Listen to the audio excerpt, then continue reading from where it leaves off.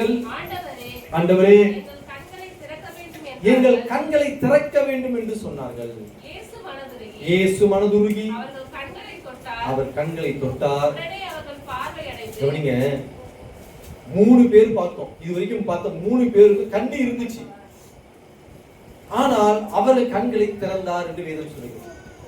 இப்போ பாக்குறோம் பாத்தீங்களா, இவங்களுக்கு உண்மையாவே பிசிக்கலாவே என்ன இல்ல, கண்ணு. அப்ப இவங்க எதுக்காக ஜெபம் பண்றாங்க? என் சரீரத்திலே எனக்கு ஒரு குறை இருக்கிறது ஆண்டவரே, இப்பொழுது என் கண்களை திறக்கணும்னு சொல்லி ஜெபம் பண்றாங்க. ஆண்டவர் அவர்கள் மேல் மனதுருகினார். 4வது பிள்ளைகளை எதற்காக நம்ம கண்களை திறக்கணும் தெரியுங்களா? நம்முடைய சரீரத்தின் வியாதிகள் பலவீனங்களுக்காக தேவ சமூகத்திலே நாம் ஜெபித்து அதிலிருந்து விடுதலை பெற்றுக் கொள்ளலாம். ஒரு விசுவாசி தெய்வீக சுகத்துக்காக தேவ சமூகத்தில் நிற்கணும். நல்லா புரிந்து கொள்ளுங்க. டாக்டருக்காக உண்மையிலேயே நன்றி சொல்லுங்க. டாக்டர் தேவனால் ஏற்படுத்தப்பட்டவர்கள். மருத்துவம் என்பது, மருந்து மாத்திரை என்பது கடவுள் இல்லாம வராது. தேவன் இல்லாம இதெல்லாம் செய்ய முடியாது. அல்லேலூயா. தெய்வீக சுகத்துக்காக ஜெபிக்கணும். விசுவாசிகள் தெய்வீக சுகத்துக்காக ஜெபிக்கணும். தெய்வீக சுகத்துக்காக ஆண்டவர்கிட்ட நம்பணும். இன்னைக்கு நம்ம நம்பிக்கைலாம் எது மேல இருக்கு? தலைவலி டோலா, டோலாவா டோலோ, தலைவலி பேச உடனே டோலோ போடு. உடனே வேற என்னது? சிட்டிசனா செட்ஸை சின்ன செட்ஸை போடுங்க, சின்னதா போடுறீங்களா? நிறைய பேருக்கு மாத்திரை போட தூக்கமே வருது. ஏன்னா எல்லாம் மாத்திரை மேல் நம்பிக்கை.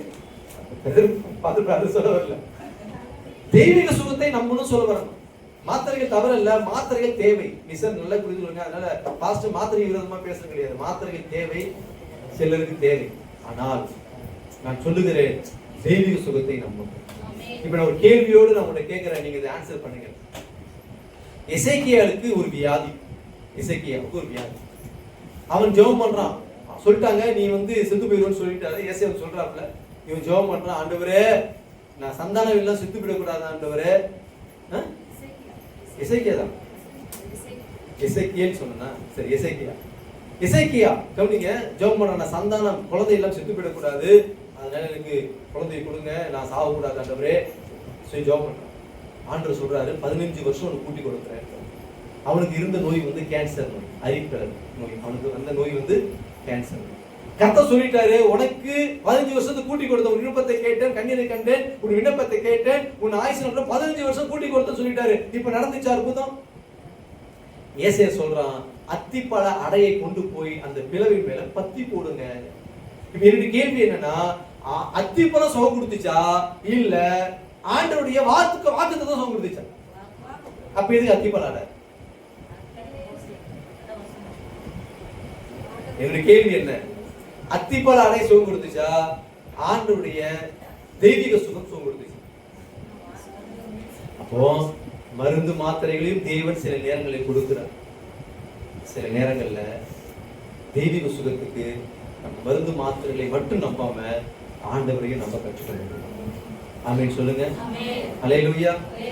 மனுஷன் என்னைக்கும் கைவிட்டாங்களோ, நான் சொல்லுகிறேன், அன்னைக்கு தேவன் உங்களுக்கு உதவி செய்வார்.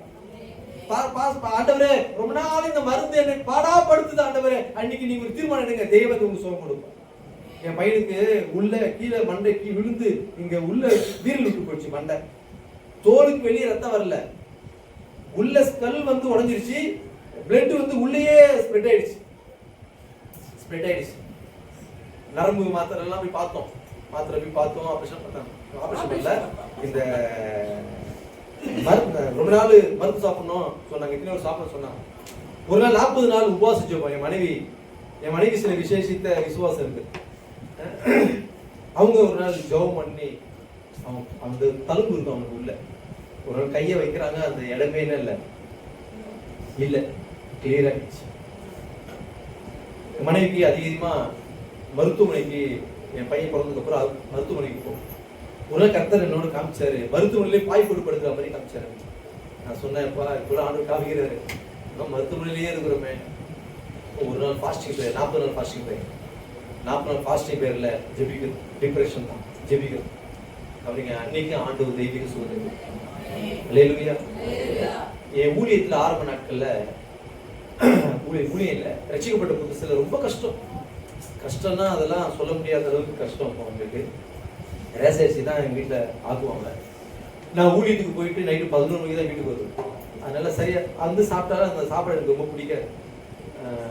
குறவடியாக இருக்கும், சாப்பிட பிடிக்காது. இப்போ அதான் சாப்பிட்ற நிலம இருக்குது, ஒரு சார் குறவடியாக இருக்கும். அதனால எனக்கு அல்சர் ரொம்ப ஓவராகி போயிடுச்சு. இந்த இடம் பயங்கர வலிக்கும், பயங்கர வலிக்கும் இருக்காது. எத்தனையோ நாட்கள் சைக்கிளில் போயிட்டே இருப்போம், காற்று கடிக்க காசு இருக்காது. திடீர்னு பார்த்தீங்கன்னா 50 காசு கொடுத்து விடாது. அப்படிலாம் ஆர்டர் அர்த்தம் செஞ்சுருக்காரு. பஞ்சர் ஆகிடும், 5 ரூபா இருக்காது, பஞ்சர் 5 ரூபா இருக்காது. அப்போ தள்ளினே வந்து பார்த்தா ஒரு 5 ரூபா நோட்டு உருண்டு ஓடி வரோம் முன்னாடி. இப்படிலாம் கற்று அர்த்தம் செஞ்சுக்கிறேன். அப்போ கவனிங்க, அப்போ ஒரு நாள் நான் ஒரு வேலை செஞ்சுட்டு ஒரு ரூம்ல எல்லாரும் போயிட்டாங்க. சாயங்காலம் வேலை எப்படின்னா அவங்க ஒரு பில்டிங் கார்பெண்டர் முடிச்சுட்டு படுத்து ஒரு சோஃபால அப்படி உட்காந்துட்டேன். ஏன்னா சைக்கிள் ஓட்டு போனால் முடியல, என்னால் இங்கே வலிக்கும். அல்சர் வந்தால் இந்த இடத்துல தான் வலிக்கும், மூச்சு விட முடியாது, பாதி மூச்சு தான் விட முடியும். அப்படியே சாஞ்சிட்டு ஆண்டவர்கிட்ட அப்படியே சோதனை பண்ணி இருக்கிறேன். ஆண்டவரே என்னப்பா அப்படின்னு. கவனிங்க, ஒரு தொடுதல் அப்படி வந்து அப்படி டச் பண்ண மாதிரி இருக்கு சார். அதுக்கப்புறம் அந்த அல்சருடைய அந்த வீரியம் அப்படியே குறைஞ்ச மாதிரி. அல்லேலூயா. காரை சாப்பிடக்கூடாது, அதை சாப்பிடக்கூடாது, இதை சாப்பிடக்கூடாது சொல்லுவாங்க. இப்போ நான் எதையும் விடுறது கிடையாது. அல்லேலூயா. இப்போ எதையும் விடுறது கிடையாது. என்ன சொல்ல விரும்புறேன்னா, மருந்து மாத்திரைகளை காட்டிலும் தெய்வீக சுகத்துக்காக ஜெபிங்க. தெய்வீக சுகத்துக்காக தேவனை நம்புங்க. கர்த்தர் எனக்கு சுகம் கொடுப்பார். அவர் சொல்லுகிறார், கண்களை திறங்க ஆண்டவரே, நான் குருடனாக, கண்களை திறங்க. பிசிக்கல் இந்த சரீர பிரகாரமான தேவை, இந்த பலவீனத்துக்கு தேவன் நமக்கு உதவி செய்ய வல்லவர் என்பதை அப்படி ஒரு விடுதலைக்காக ஜெபம் பண்ணுங்க. அல்லேலூயா. ஆகையால தெய்வீக சுகத்துக்காக ஜெபிங்க. சபையில வந்து ஃபாஸ்டிங் போடு, ஒரு பலவீனமா ஃபாஸ்டிங் போட்டு ஜெபிங்க. அல்லேலூயா. நம்புங்க, ஆண்டு உங்களை சுகப்படுத்துவார். நம்புங்க, தெய்வீக சுகத்துக்காக நில்லுங்க. அதனால ஆஸ்பத்திரிக்கு போக வேணாம் நான் உங்களை சொல்ல வரல. குழந்தைங்க உடம்பு சரியில்லை ஆஸ்பத்திரி கொண்டு போக வேணாம்னு சொல்ல வரல. நீங்க மருத்துவமனைக்கு போக வேணாம்னு சொல்ல வரல. ஆனா அதையே நீங்க என்ன பண்ணி கொண்டு இருக்காதீங்க, நம்பிக்கிட்டு இருக்காதீங்க. அது நம்பிக்கை தெய்வீக சுகத்தின் நேரம் உங்களை நடத்தாது. அல்லேலூயா. இயேசு உங்களை சுகப்படுத்துகிறார். இயேசு உங்களை சுகப்படுத்துகிறார். கர்த்தர் சொல்கிறார், நானே உன் பரிகாரியாகிய கர்த்தர். இங்கிலீஷ்ல போட்டிருக்க, ஐ ஆம் யுவர் ஹீலர். நான் உன்னை குணமாக்குகிற தேவன் என்று ஆண்டவர் சொல்லுகிறார். எகிப்தில் வந்த ஒரு வியாதி உன்னில் வராது என்று சொல்லுகிறார். வியாதி வராமல் இருக்கிறதுக்கு 2 காரணம் செய்யணும். விசுவாசி. ஒன்று, தெய்வீக சுகத்தை நம்பணும். 2வது, தேவன் எதெல்லாம் செய்யக்கூடாதுன்னு சொன்னாரோ அதெல்லாம் செய்யக்கூடாது. அதெல்லாம் செய்யக்கூடாது. எதை சாப்பிடணுமோ அதை சாப்பிடணும், எதை சாப்பிடக்கூடாதோ அதை சாப்பிடக்கூடாது. ஒரு பாஸ்டர் சொன்னார், ஒண்ணுங்க 12 மணிக்கு பர்கரும் பிரியாணியும் ஆர்டர் பண்ணி 2 பேரும் தின்னுட்டு இருப்பாங்க. நைட்டு 12 மணி. இப்ப அந்த பொண்ணு இப்படிதான் பாருக்குது, 10 மடங்கு பழுகி பெருகி இருக்கிறது.